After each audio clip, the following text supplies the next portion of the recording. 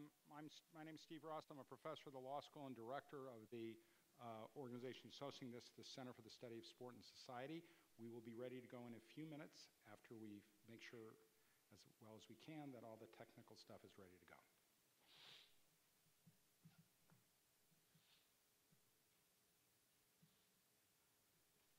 There he is. Okay. All right. So hopefully you remember my introduction. And the clock starts now. I owe $5 a second for everything I go over 3 minutes. I'd like to welcome everybody here to the State Theater for this kickoff to a conference that'll be all day tomorrow at the Lion Inn. The annual conference of our multidisciplinary Center for Sports started in fall of 16. Tomorrow's panel illustrates, I think, the way that we can all draw from it for people who are hardcore statistics people, like our keynote. The whole day might be fascinating for you. For people who are interested in journalism, there's a piece for you. For people who are interested in race and gender issues, there's something interesting for you. People interested in health and safety, something interesting for you. People want to get into the industry using analytics, one of the fastest growing areas, something interesting to you. The topic today is mathematics and athletics. A strong supporter of this is the Department of Intercollegiate Athletics. Associate Athletic Director Michael Cross is here, and they've been incredibly supportive.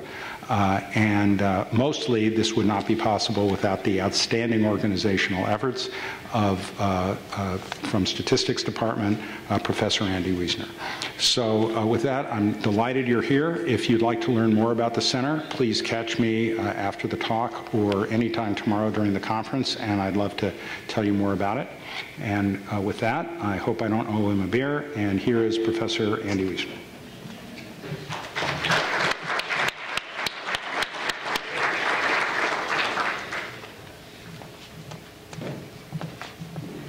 Good evening. To reiterate what Steve mentioned, several guests are here already. They're down here in the front, and I just want to thank them for arriving early. For many people, you may not realize that they're volunteering their time to be here tomorrow. So I think it's a tremendous, it's very flattering to us that you would do that. So we're appreciative of that. And of course, with John, we're very thankful. Now, I know with people introducing John or any person, you're supposed to tell some flattering story or some funny story. And I know there's not much to say about John you don't already know. His academic prowess, athletic prowess are well known. But I don't know if you remember, when you were a student here, you were teaching an undergraduate math class. I think it was a trig class, and you were in Buki building, and I was teaching in the same hallway. Were you? Yes. Did we see each other? Yes. And you were teaching the class, and I stood outside and I listened to you end it. Yes. And you could feel the enthusiasm John had. And the students were engaged, and I think your SRTs are really, really high, I would guess. Mm-hmm. And it was just very inspiring to see the enthusiasm and how John was just engaged and the students were engaged, because there's a lot of students here I don't think that like math. And so to see them engaged in the course was really, you know, very much of a tribute to you. And I saw you in the hallway, and I said, John, if you, whatever happens to you professionally, football-wise, whether you have a short career or long career, I hope you realize you have a great career in teaching. And so I think, even though you've had a lot of accomplishments so far, I think your biggest accomplishment is yet to come. So with that, I want to thank John, and please, everybody, John Urschel. Thank you.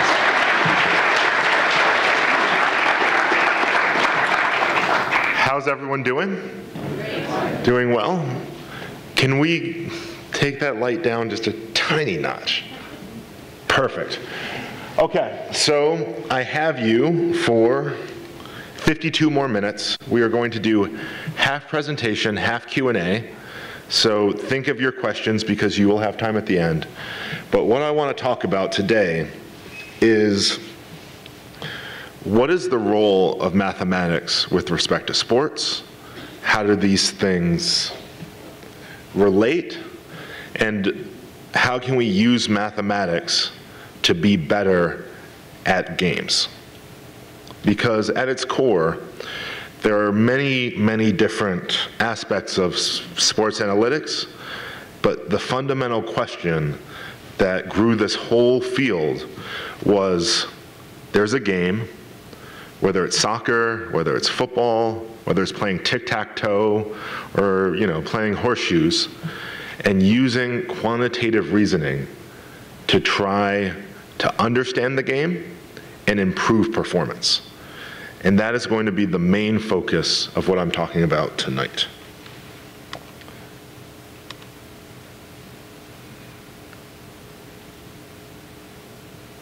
Ooh, now it wants to catch up. There we go. My first question to you guys is, what is mathematics? I know this feels like a very sort of fundamental, a very high-level question. And this is a quote from Ian Stewart. Does anyone know who Ian Stewart is? Who's taken calculus in this room? I promise you, half of you who took calculus, the calculus textbook you used was written by this man. For shame. I can tell someone has not been reading the textbook, and this hurts. But what he's saying is that mathematics is something that is pervasive, is something that quantitatively describes the world that we live in, and something that keeps growing and ever expanding.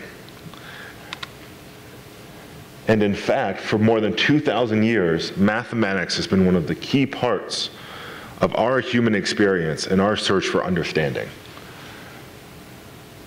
Mathematical discoveries have come from an attempt to describe the natural world and to see what comes from careful reasoning. Mathematics is the universal language that we use as a society to describe the quantitative world around us, to explain why the solar system acts the way it does, to try to understand what goes into the dynamics of a waterfall, and even to understand what goes on in our favorite sport, believe it or not. So now you guys understand my view of mathematics, how I see it as a tool to quantitatively describe this world, this amazing world we live in. I am going to define a game. I know, crazy, right? So, for what we're going to talk about today, we're going to think of a game as something where there's a set amount of rules that players must follow, and a given player attempts to optimize his outcome. And this is a very broad definition. This can move from very simple things to very complex things. For instance, like I said, tic-tac-toe, it's a game, right? There's rules, there's an outcome that players want. What do you want to do? You want to win, simply. But there's more complicated. There's checkers, a set of rules, players, and trying to optimize your outcome. Does anyone know what this is? Yes? What is this? What is this strange game? This is curling, and for those of you who know me well, know that I am Canadian, and this is also a game. It's true. With players, where here we'll think of a player as a team, and a desired outcome, you want to win, there's a fixed set of rules. And just like tic-tac-toe, which all of you see this and you laugh at because, well, it's trivial in your minds, right? It's basic. I think about just everyone in this room knows how to not lose at tic-tac-toe. I think we can agree on that, right? But yet, this falls under the same class as checkers, and in fact, as curling, because at its core, even though we're talking about sports analytics, this is a game. There's set rules, there's set scoring, there are only certain things you can and can't do. And just a side note, for this talk. I have a little, curling has caught me a little bit recently, and I have to say, all the games that I've looked at, that I've shown you so far, are so-called solved. Does anyone know what that means?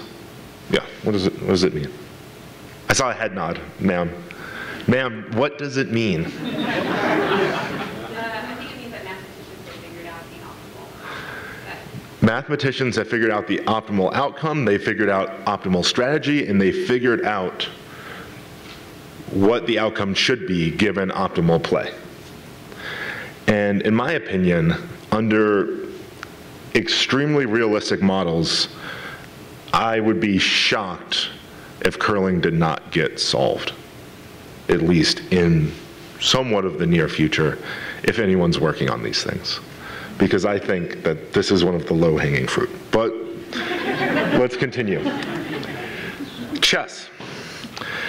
Do we have any chess lovers here? This is one of my favorite hobbies. I saw you raise your hand, I'm going to use you later. And more complicated games, like Go. Everyone has seen the AlphaGo in the news, the beauty of machine learning. And then you have soccer, again, a game. And then we have this game. Although, perhaps I chose the wrong team to put up there, but what can you do? Do not hold it against me, I was short on time. So what all these games have in common is this common structure of set rules and players trying to optimize their outcome. In general, we could just say win. And now the question is, what's the role of mathematics in helping players play optimally? For tic-tac-toe, this is fairly obvious. Everybody in this room knows how to play optimally in tic-tac-toe. For checkers, this was a little less obvious. And for even more advanced sports, like say soccer and football, we see that in this great complexity comes a great mathematical challenge, namely the ability in the face of extreme complications. Complications way beyond the game of, say, chess or Go or any board game you can think of, trying to use mathematics to gain some insight into what's going on and how we should play. And so the role of mathematics in a game, in my opinion, is twofold. And the second one is perhaps not so obvious. First, of course, we want to use math to have a better understanding of the game. For tic-tac-toe, you can just make a very short game tree. You could do it on a piece of paper, and this will guarantee that you will never lose. But there's the second part of this.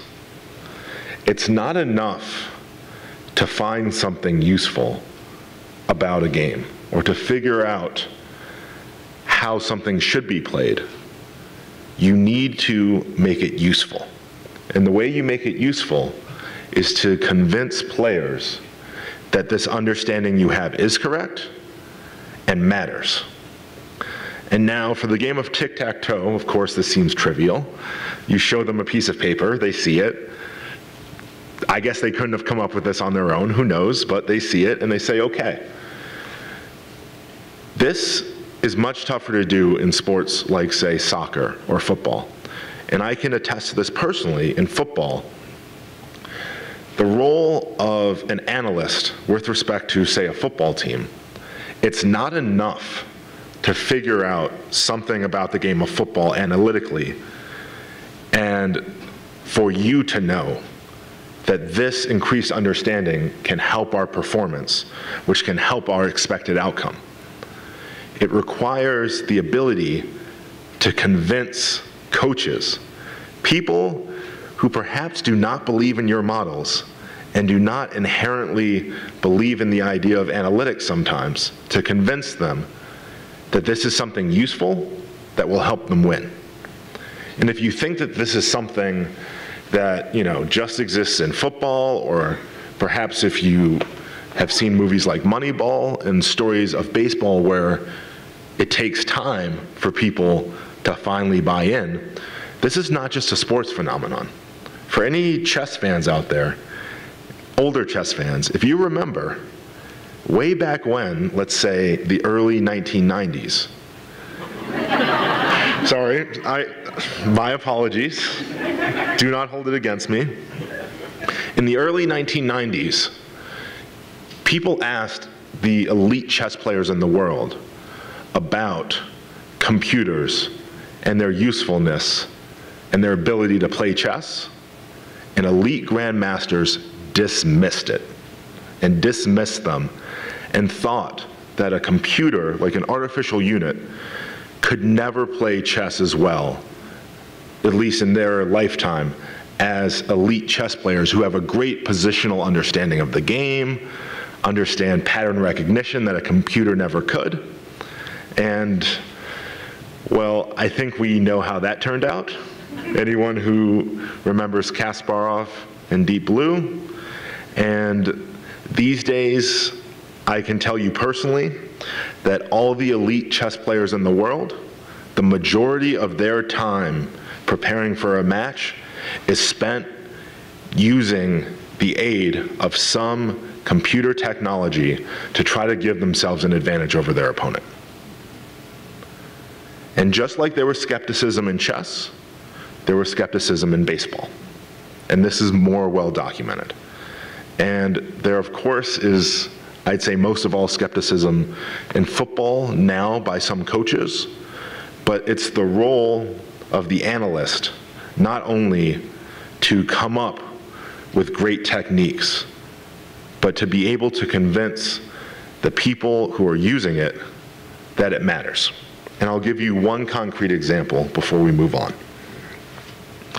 I remember when I was in Baltimore with the Ravens, there's a famous sort of example for, well, I should start by saying how many true sports analytics people do we have and how many people do we have that are sort of more new to the field? How many veterans of the field do we have? Raise your hand if you feel like somewhat of a veteran. Okay, so there's a fairly well-known sort of anecdotal example in football of being down 14 points late in the fourth quarter and you score a touchdown. What do you do?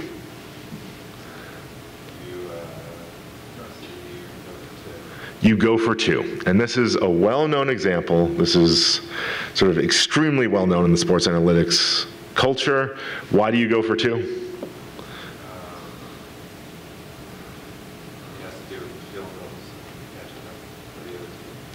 The inherent motivation, well, the inherent sort of idea behind why should you go for two the first time you score is as follows.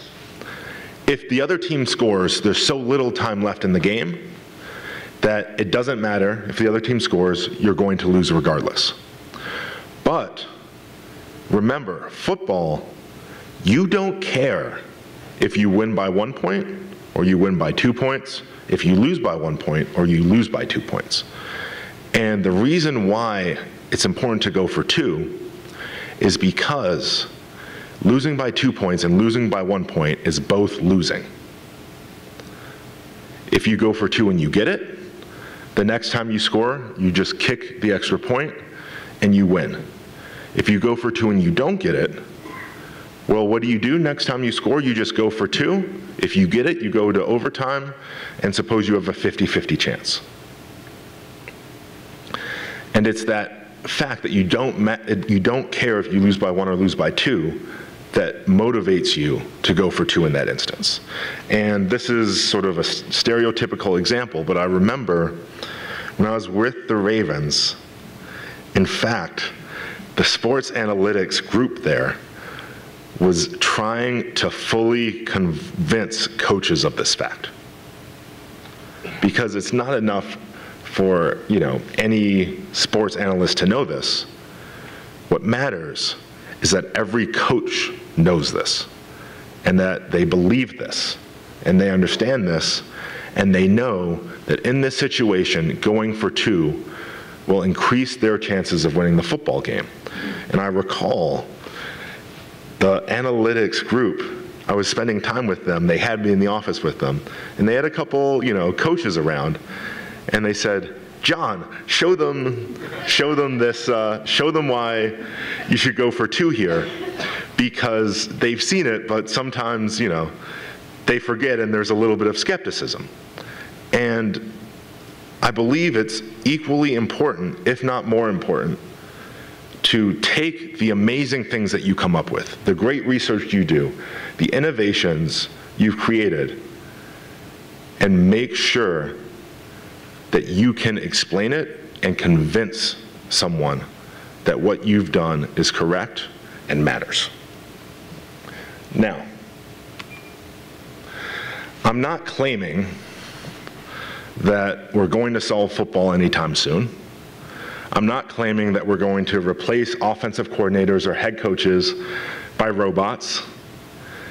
It's not going to be alpha football coaching the New England Patriots, I promise you,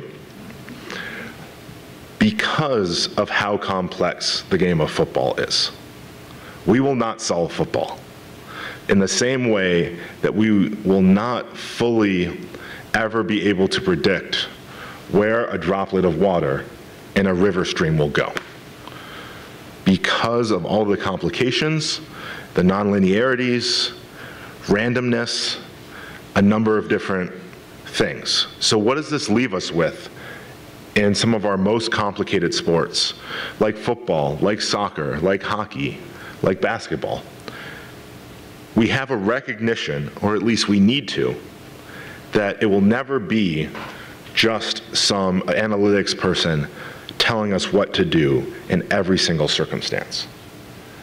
But at the same time, it should never be someone working completely on instinct through every part of the game, especially when certain aspects can be well studied quantitatively. It can give you a competitive advantage. And for our last, let's say, 10 minutes, we're going to have some fun. And I'm going to show you 2 examples where, in things that seem relatively simple, where either the computer does extremely badly, the analytics do very badly, or the human does. And so first, let's start with the computer. And what better game than chess? So, for my chess players out there, and you already raised your hand, there's no takebacks. Some of you have seen the news about AlphaZero, a chess engine that's even better than the best chess engine, where to the point, the strongest, let's say the difference between a grandmaster right now and the strongest chess engine in the world is roughly the difference between a grandmaster and an average club chess player. That is how much better chess engines are than chess grandmasters. But yet, we have this position, and I claim that a chess engine is not going to be able to evaluate this well. So you're a chess player, you told me. What do you think about this position?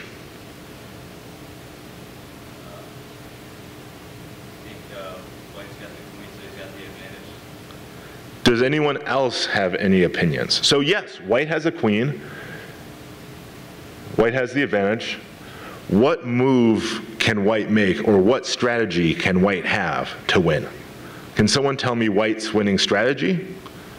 Or tell me that there is none? Yeah, what's up? Why do you think white will lose? Well, depends who goes next. Let's say white goes next. Okay, well then he has to move the queen somewhere. What if white just moves the king?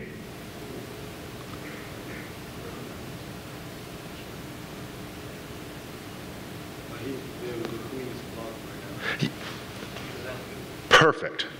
So what he said was, even though white is up a great deal of material, this queen has 0 squares to move. And so, despite having great material, through just logical reasoning and understanding a position, we can see that white cannot win, because this queen cannot move. and all these pawns are blocked, and where's that king going? He can't go anywhere useful. So we've gotten to this pretty quickly, and now we're going to have a little bit of fun. I am going to put this in right now to a top engine, and we're going to see what it does as soon as I find where my mouse is. Okay?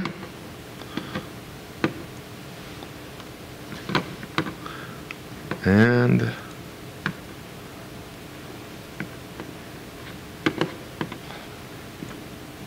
yes, perfect. Whew, that is large. Okay.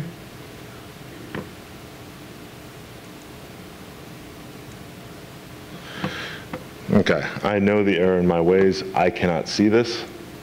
Give me a moment.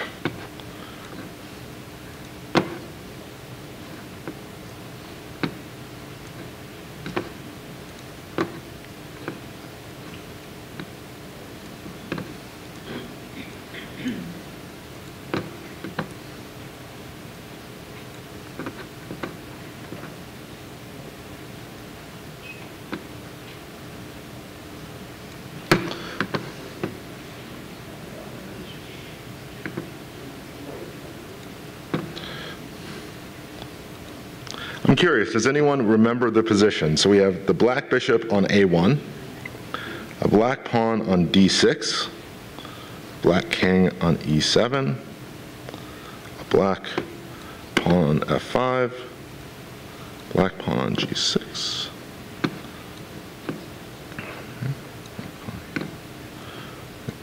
Here, here. And we have a king here. Okay, and before I give this engine too much time. So this engine is thinking, it's working, it has gone through, oh, let's not let it stop.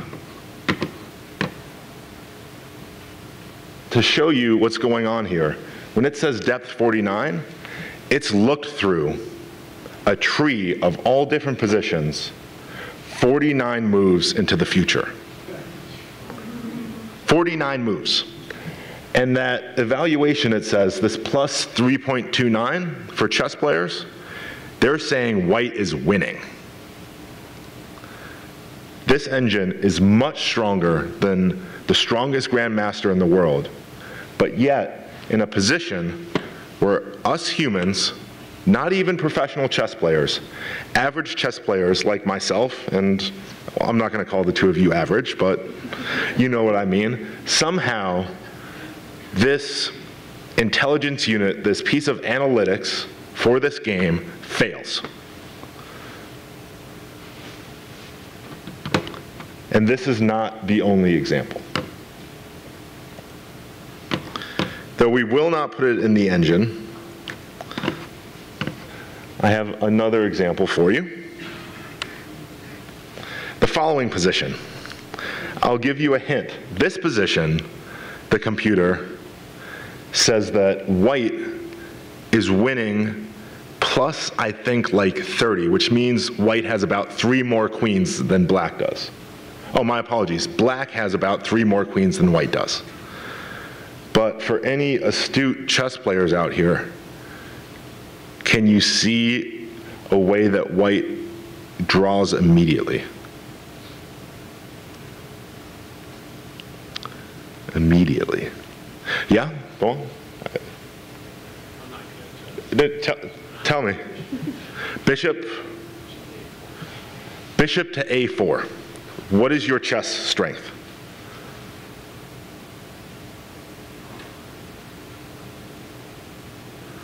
So you're not a professional chess player. You're not like a tournament chess player. So in the crowd, bishop a4, the point being the king has to take. King takes a4, pawn b3, king b5, pawn c4, forcing king c6, pawn d5, forcing king d7, followed by pawn e6, and after king takes d8, pawn f5, and I don't care what black does, he will never be able to make progress. And now someone in the audience, an average chess player, can see what somehow something that beat the best chess player in the world nearly 20 years ago cannot.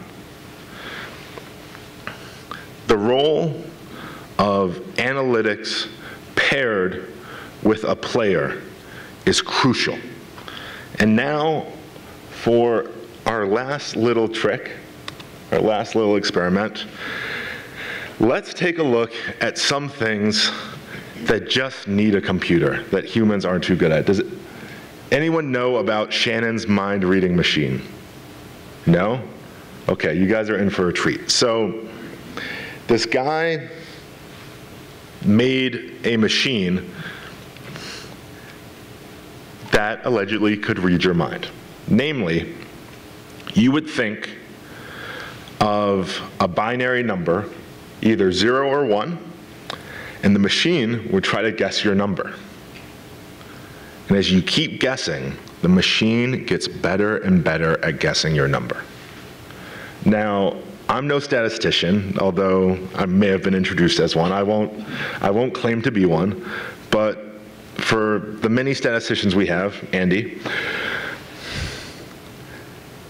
let's say the computer gets a point every time it guesses your number, and you get a point every time it doesn't. Who should win, and with what probability? It should be a draw on average, right? So let's say we don't allow draws. 50% chance human wins, 50% chance the computer wins, right? Have we assumed anything?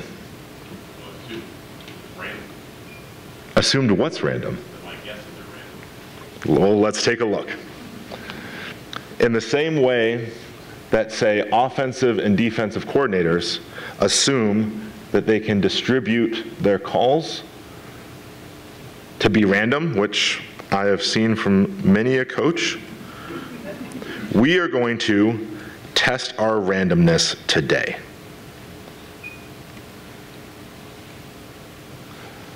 This is a little applet made by some mathy folks.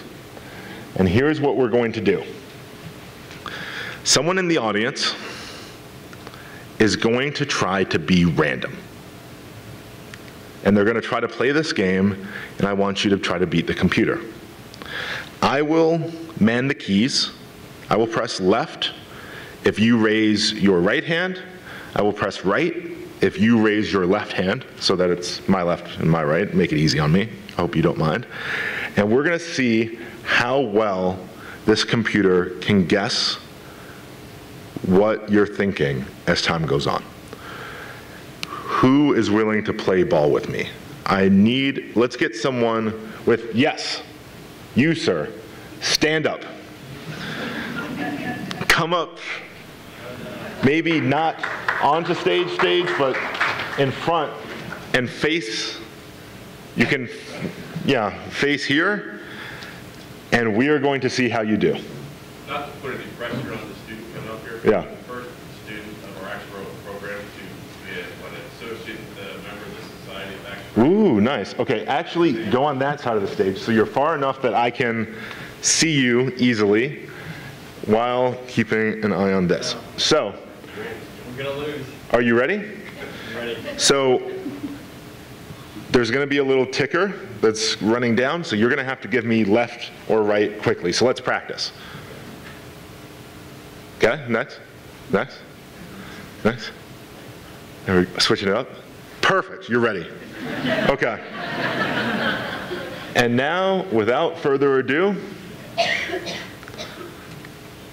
let us begin. Ready, set, go. Give me.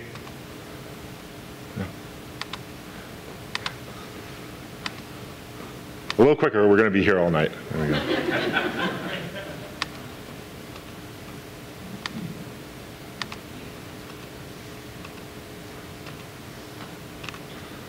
Oh, you're running out of, oh, it killed us because we ran out of time. No. The game did. Let's try this again. Are we ready? You gotta go quickly for me. Otherwise it's not, you know what? Here, I'm gonna do this so we don't lose on time. Let me just do this. So this is, no, that's not what I want. I want this. Speed, difficulty, perfect. So if you go too slow, you're gonna lose on time. So you gotta give me some speed, and I will keep up with you, I promise. You don't have to raise it all the way, just raise it a little bit and I'll see. There we go, there we go. There we go.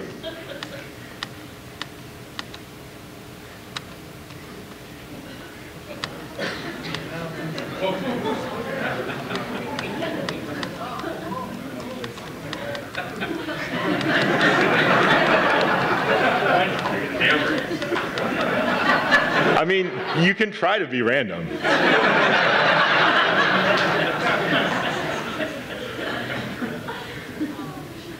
No, okay, it usually... Was it better the first time? I don't remember. It takes, so here's the thing. All right, I can see you've resigned yourself. So thank you for being a good sport, but why all of a sudden, sort of early on, it looks, they're typically neck and neck on average, but then as time goes on, it starts to take off. Why? Because the computer is starting to find patterns in what we do. Patterns that sometimes we don't even know that we have. And so when I talk about, at a fundamental level, the interplay between these analytics that we're talking about and the players playing the game, I tell you that these two things are intimately intertwined. And for games, the complicated games that we love, because let's be honest, no one likes watching, the biggest match in tic-tac-toe on a Saturday afternoon. Why? Well, it's boring. So, I don't know. I don't want to be a tic-tac-toe hater. I know. I've been hating all night. But there's something amazing about the game of football or the game of soccer. Something about the challenge, the uncertainty, sometimes the seeming randomness, the decision-making, and all the complexities that are involved. Complexities that require a pairing of both quantitative reasoning and also having some just gut feeling and understanding of what's going on. And not one of these things will ever fully take over the other, but these things live side by side. And in the same way that the strongest chess engine in the world, in my opinion, will almost certainly, until the game of chess is solved, never be able to understand deep positional concepts that come from pattern recognition of, say, a grandmaster. And in the same way that us as humans, no matter how hard we try, our human brains, we will not be able to produce a random sequence of numbers. And in the same way, I don't need this. And with this, we see the beauty of analytics, the need for analytics in these games that we love, but also the need for analytics to sit side by side with the player and to work together, because one without the other is always lacking something. And without further ado, this is the end of my presentation, but the fun has just started. We have a great deal of time left, and I would like to open this up to Q&A. Any questions any of you may have, and I think this goes up, does it not? There we go, I knew it would. It's like they planned this.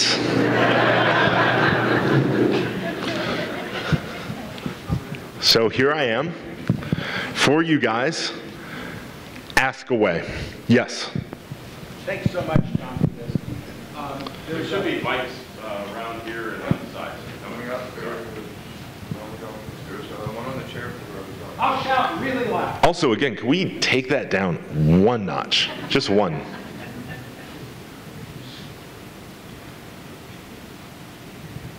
Okay, that was a half a notch, but that's perfect. That's fine. So there's a book, I think it was called Scorecasting, that notes that NFL teams make it when they go on 4th down at less than 2 yards 75% of the time. Yes. NFL coaches only go for it 16% of the time. Yes. And the argument by a Chicago Business School professor Yes. is this is mathematically irrational, but has to do with the fact that if a coach goes for it and he's much more severely criticized Yes. than if you just follow conventional wisdom that is contrary to analytics. How do analysts overcome, in your opinion, that challenge that is faced in terms of the asymmetry of criticism? That's a reasonable thing, and that is, in fact, a well-studied thing. Actually, my father actually wrote a paper on this, on risk aversion in NFL coaches through the proxy of looking at onside kicks. Namely, the fact that onside kicks, surprise onside kicks, do not occur very often, but sort of the rate at which they're successful sort of suggests that they should do this more often, but they don't, and it's for a similar type of risk aversion reason. And what you would say to a coach is, yes, I understand that you may take some heat in the media, but again, when you're looking at a player who's trying to optimize his performance in a game, this is not just the quarterback, this is not just the running back or the offensive lineman or the coach or the scouts. It's everyone, including the owner. And in instances like this, where it's clear cut that we're operating far from optimum, if risk aversion is really what is playing a role here, then I think the best way to fix this is to make sure that everyone from the coach to the GM to the owner understands the strategy, not just thinks the strategy is correct, but knows that it is correct and is fully on board. Because if that's the case, then it's clear we're optimizing something, but we're not optimizing our winning chances. We're clearly optimizing something else, which is a whole different business. So that's my long-winded answer to a very good question. Yes. Also, everyone, if you have questions, just feel free to, in fact, can I recommend, feel free to get up and you can start forming a line behind the mics that are in both aisles. Okay, well, I guess he gave me a mic, so okay. I'll use this one. So I was thinking about this game here, and if the first... Which game? The one where you're doing left and right. Okay, yes. So if the first 9 moves, essentially the algorithm is learning what you're doing. Yes. And then it's going to make a prediction based on the probability that you do left or right. Yes. Couldn't you feed it a pattern the first 9 moves, and then 10 through, say, 15, you feed it a different pattern, and then switch it, so you have, like, essentially independent increments for which it's trying to make guesses. Yes. But the guesses are based off old information. That is a great idea. And sir, I promise you, you are in good company because many people have thought of this before you, and I can assure you that in fact that algorithm for guessing is built in a very mathematically sophisticated way such that its performance, expected performance against any sort of strategy you come up with can never be worse than about 1/2 minus epsilon on average. That's pretty good. It's pretty good. And in fact, it's fascinating stuff. And for any of you guys who are interested in these sort of techniques, I would look up, well, just look up machine learning. You can look up interesting algorithms that sort of aim at similar things, like multiplicative weights is something I recommend you look at if this sort of thing interests you.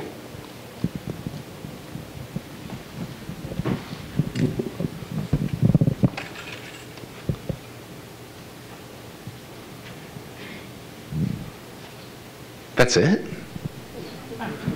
Oh, there we go. Yeah, hey, John, have there been any analytics to determine whether the teams that endorse analytics actually do better than the ones that don't? Could you say the start of that? Have there been analytics done? Oh, have there been? Okay, perfect. To determine if it's a good thing to do analytics? Yeah, so that's a great question. And that actually allows me to start talking about something that I think is sort of relevant and informative, is that in some sports, it's much easier to get people to buy into analytics just through sort of empirical evidence. For instance, in games like, say, baseball or basketball, where there are many games and you get many chances at certain decisions, over a season and over many seasons, this can start to become readily apparent how sort of the new decision-making has proven to be useful. With sort of high probability, this will become apparent. But in a game like football, where you only have 16 games, and you have sort of limited times, a limited number of times to try a certain thing, often it will not be as apparent just because of the small sample size. And that's one of the bigger difficulties in football, is that as an analyst, in basketball, somewhat, in baseball, if a coach is somewhat skeptical of something, you can say, let's try this for a season, and you can say, I promise you. I mean, you can't promise, but with high probability, you will see the results, or with, and you can calculate the probability. Whereas in football, if you're making some decision about going forward on 4th and short in certain circumstances, if this happens to you in a season 5 times, it could not work 3 of them with decent probability, even though you're doing the right thing, so that sort of the empirical evidence does not, that sort of technique does not work as well in football. And in fact, I've heard stories about instances where the analytics clearly say something, and it's clear as day that this certainly holds. There's no like big gap between the model and what's happening. There's nothing going on here. It's very clear cut. And so a football team tries this thing, they do it once and it doesn't work, and it never gets tried again, because you only have 16 games. So this is a true issue that analysts face, and this is one of the reasons why in my presentation I stressed the importance of analytics is not just to have a better understanding, to understand more optimal play, but to be able to convince the players to do it and buy in and understand.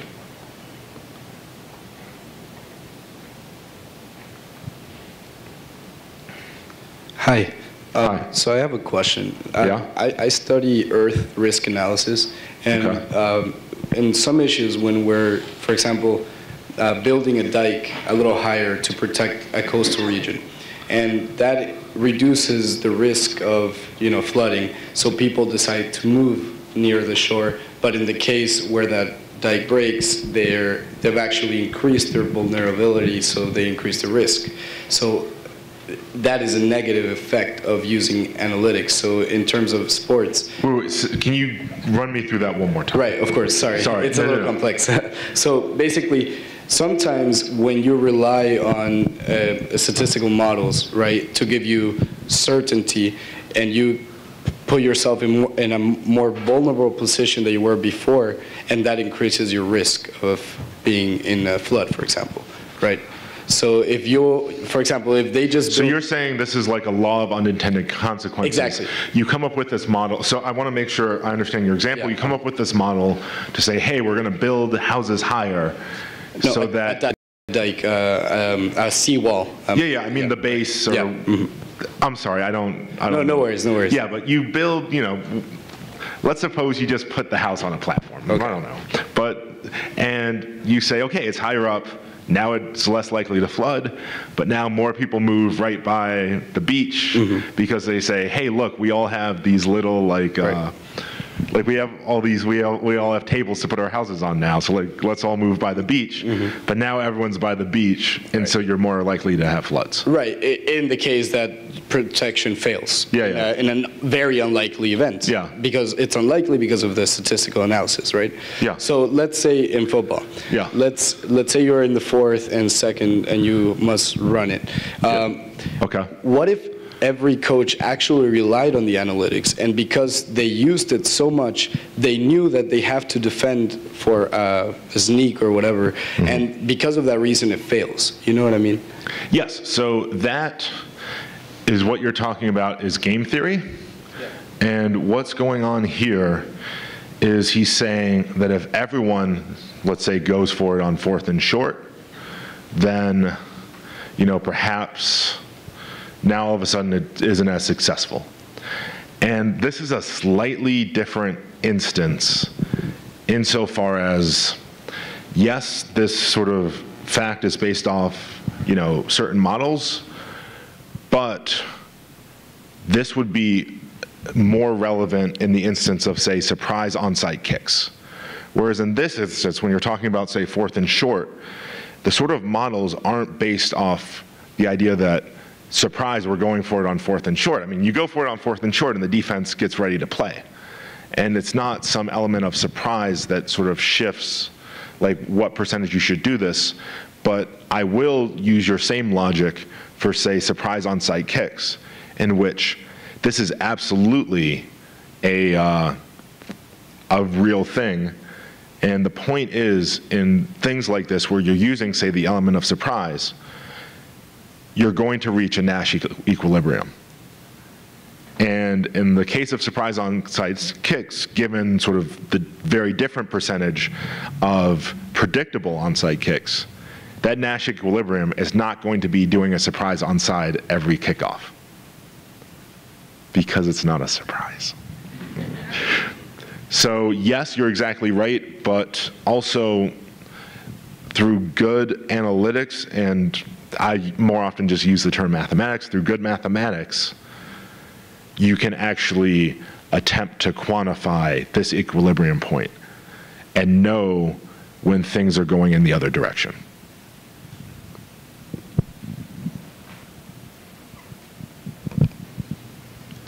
Hi, John. Hey. I have a question based off that bot that you showed us earlier. Yeah. So that's, a very simple left or right. But if you applied that to, let's say, football, run pass, let's say, and you combined it with, like you said, a human that knows the game of football and knows, 4th and 2 versus 3rd and 7 different situations. Yes. I feel like you could get to a point where this could be pretty reliable in predicting like a not random offensive coordinator's decisions. Do you ever see a future either in football or maybe like baseball with like different pitch types or locations where this type of technology might be outlawed? Outlawed? That's where you took it? Wow. I'm not gonna lie, I was loving everything you were saying. Everything you were saying until that last word. We're obviously not there yet, but you could, based off that simple example, you could see it getting pretty reliable. Okay. Or like you could look at shifting in baseball as well as a similar idea where it's it's changing the game to a point where. Yes. So there are actually, and I believe there are still measures that are in place to sort of keep, I'm not going to say keep analytics down in football to some extent, insofar as I believe they are still not allowed to have computers up in the box. Is that correct? That's still true. That in itself is fighting progress and is fighting sort of the usefulness of analytics, because now your analytics become very much limited, at least from my experiences, to what useful information can you keep in the form of these sprawling binders full of lookup tables, because you can't use a computer. And so something like what you suggested, this idea of using, the similar techniques to predict, say, run or pass, would require a computer, no question. And this isn't currently allowed, so I don't see this. So I guess, would it be in-lawed in the future then? I am all in favor of allowing computers in the box. I think this is a reasonable thing. And I mean, listen, I'm the one who showed you guys this. I feel like you guys would be more surprised if I told you I hadn't used this and played around with run pass predictions for like full past NFL seasons for fun. I think you'd be more surprised if I told you I hadn't. So, yeah. Thanks, John. Yep, absolutely. Hi. So my question pertains to basketball. Okay. So obviously there's been an increase in scoring. Do you think the three-point shot has become too easy compared to the two-point shot, where it's kind of ruining the game?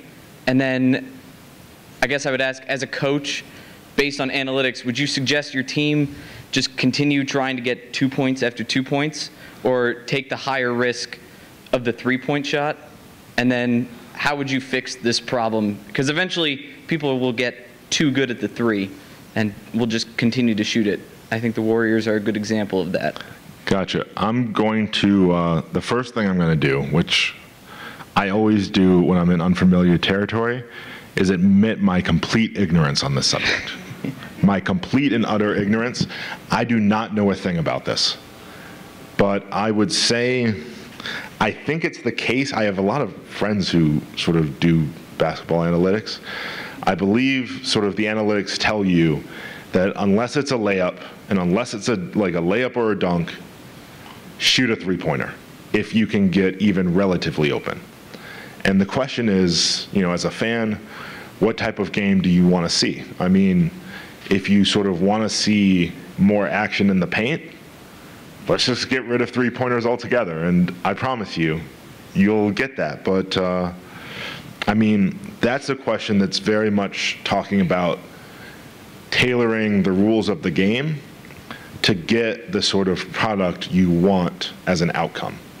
And so you tell me what type of product you want, and then I believe, I'm not saying analytics can do this fully, but I believe, based off how analytics are doing, or even just experimentally, I think I can get you close to that product. And sort of if three-pointers bore you, just move that line out a little bit, or just get rid of it. But I'm not sort of well equipped to answer that question fully in a quantitative manner. And I know that, so. Thank you. But thank you for asking, because it's a good question.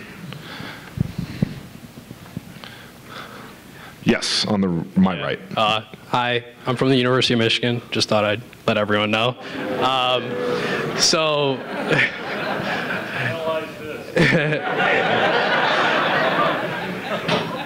So during your talk, one of the things I was wondering is, were you possibly saying that football could be a computationally unsolvable problem? I think that's really my question as it relates to all sports, but specifically like football, basketball, and these types of sports. Yeah, okay.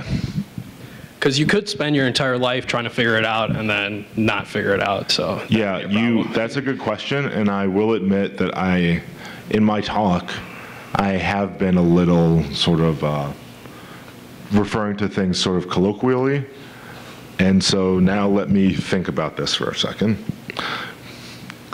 So,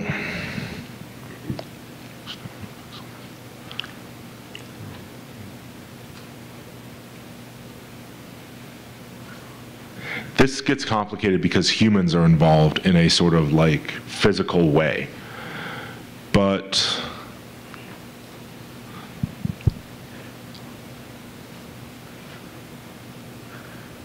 I'm going to say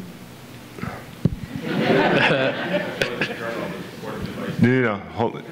I'm going to say Take this off the record. I'm going to say yes, it should be solvable theoretically given enough computational power and computational space, conditional on you being able to discretize the continuous functions involved with sufficient accuracy.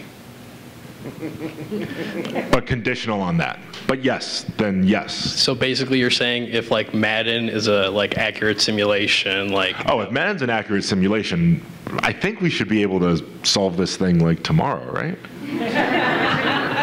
No, this is a legitimate question. You should be able to solve Madden, okay, not tomorrow, but in a week maybe. Has it been done? I don't think so. You should try. I mean, I have to admit to you, that sort of type of solving is it's going to be pretty boring because you're just going to use a really big stack, and you're just going to come back to it in a week, which is a little unfulfilling. But no, you definitely should be able to do that. Okay. I think. How many plays are there in Madden? Why is everyone looking at me? What do you say? I said what? When you go to like create playbook, it's like 500. 500. Yeah, okay, maybe I'm about to pedal back what I just said. Well, no, hold on.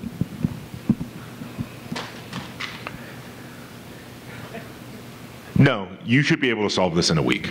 No, I'm just about, yeah, it's 500 plays, but you have like a finite number of states. It doesn't matter that it's not going to be a game tree where it, sort of grows with respect to 500. You're going to have a finite number of states. For each play, you already have encoded in the game the distribution of outcomes. And based off this, you should be able to reverse engineer the optimal distribution on all of these plays for every single situation in the game. And this should take no longer than a week on, say, a supercomputer. Okay. Yeah, so cool. That's my answer. Thanks, go blue. Yep.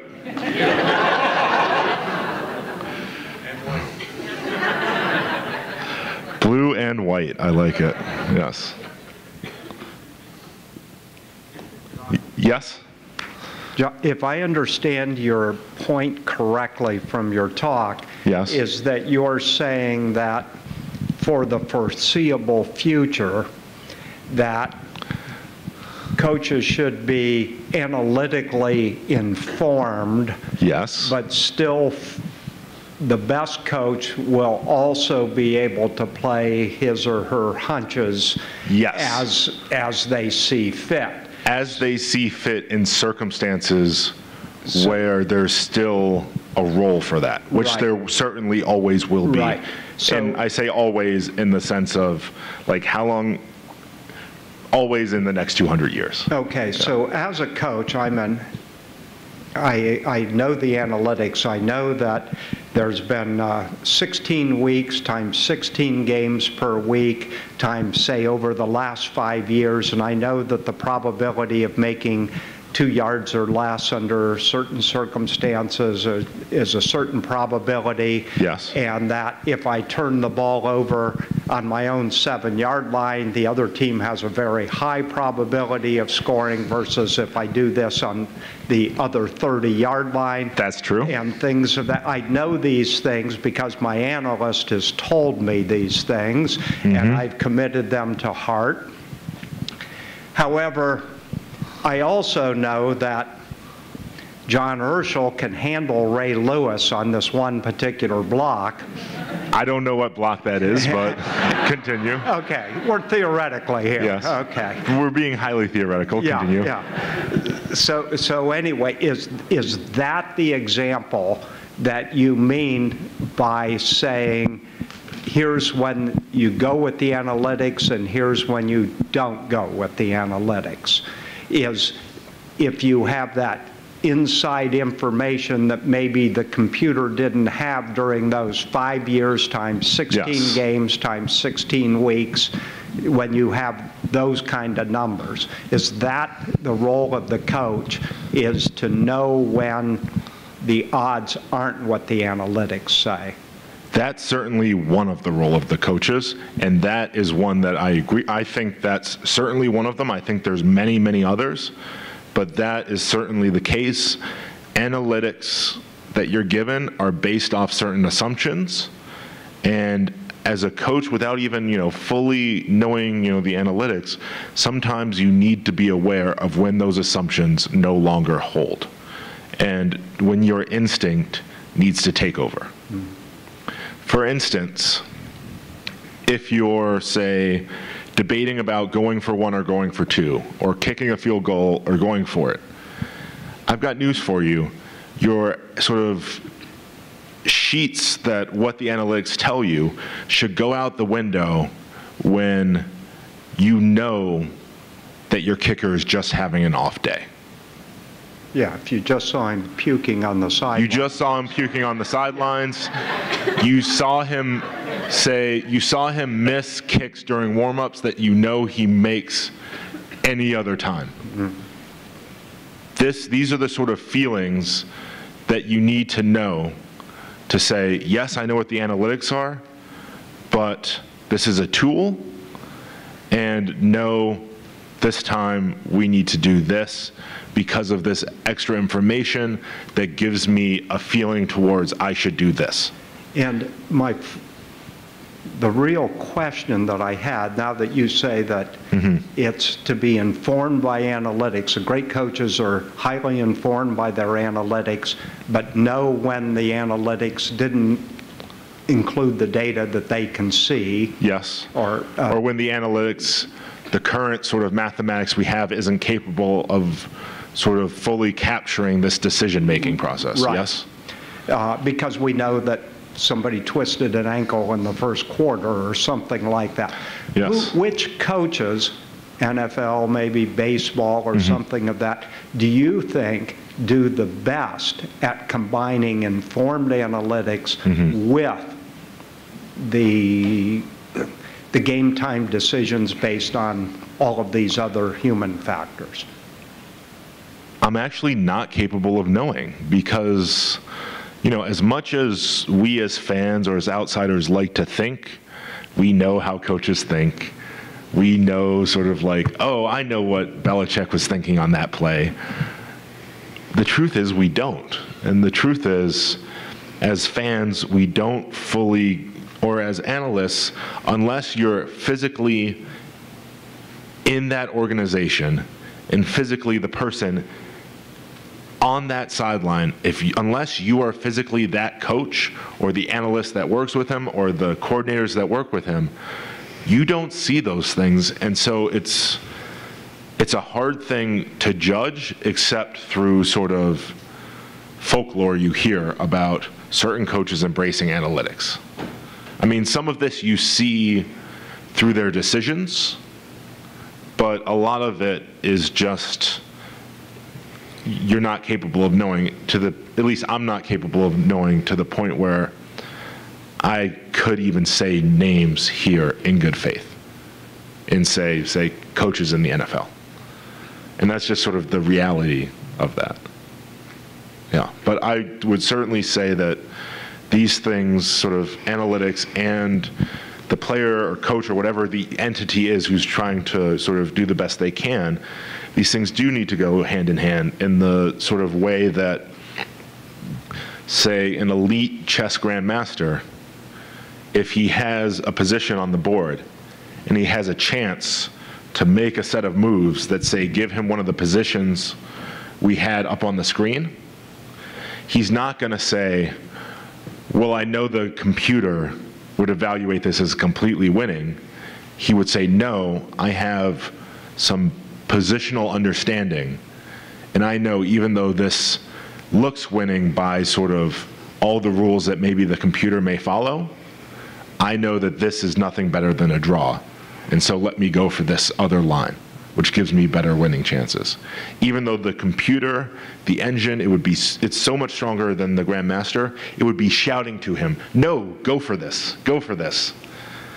And it's that ability that, that is really key in sports. The ability to have analytics telling you what you should do and being able to be well informed by them, to use them to become more optimal, but also to be aware of when you need to use your skills and your understanding as a coach or as a player. In the same way, if any of you, I hope now, if you ever end up playing some game or some sport where you need to be completely random in, say, picking left or right, you will leave it to a computer. So I hope that this is sort of part of what you've taken away from this. And your question, sir? Well, I should say as a caveat before I ask this question that I came to Penn State to be a biophysics major and took calculus and immediately switched to liberal arts. So I won't hold it against you. Keep that in mind as I ask this question. Stuart has done that to many people, so it's okay.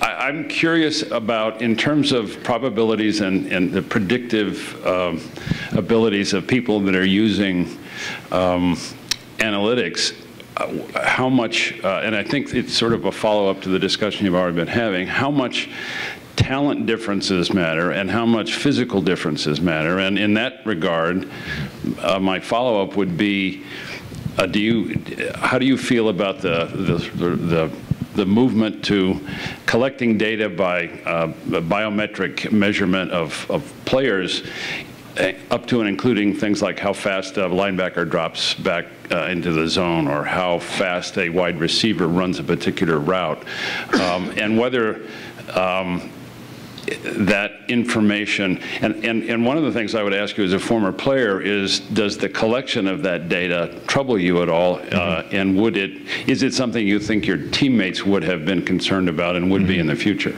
Yeah.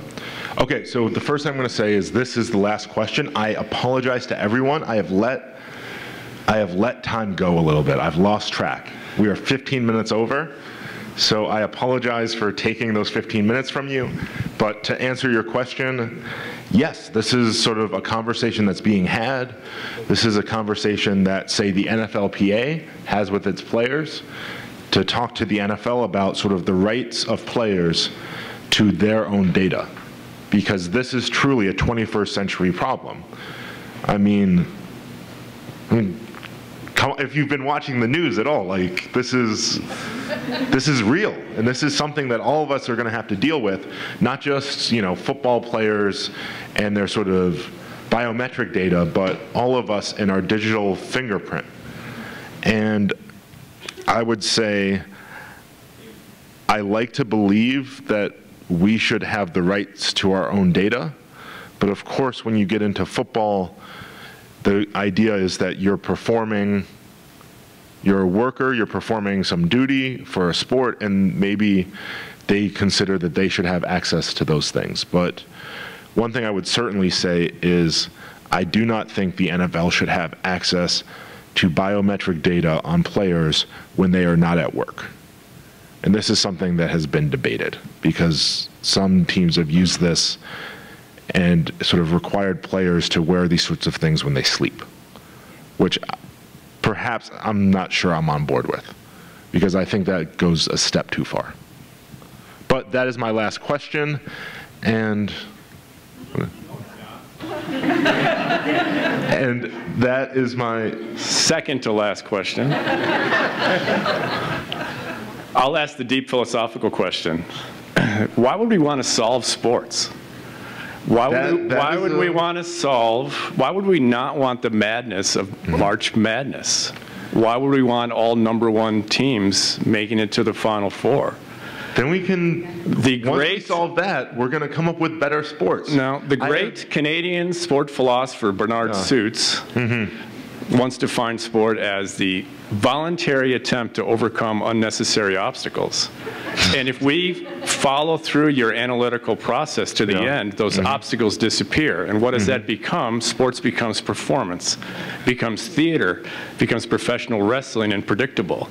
No. We lose all those great things that go into things like March Madness. So why would analytics and mathematics want to solve sports and take all those great things away from us? First of all, I can promise you all, no one will solve football in the next 2, 3, 4, 500 years. But greater understanding allows for greater learning. And in fact, it allows for better games. It allows for better sports to exist. I mean, I'm just going to say something sort of, offhand, but I don't know. If we never solved tic-tac-toe, would people ever have invented something more interesting like checkers or like chess? Through the understanding of simpler games, it allows us to play more complicated games and to understand more complicated structures in a really fascinating way. It's an evolution. There's growth just like there is in any natural process in this world. And with that second last question, I would like to say thank you to everyone who came out, and you all have a great night.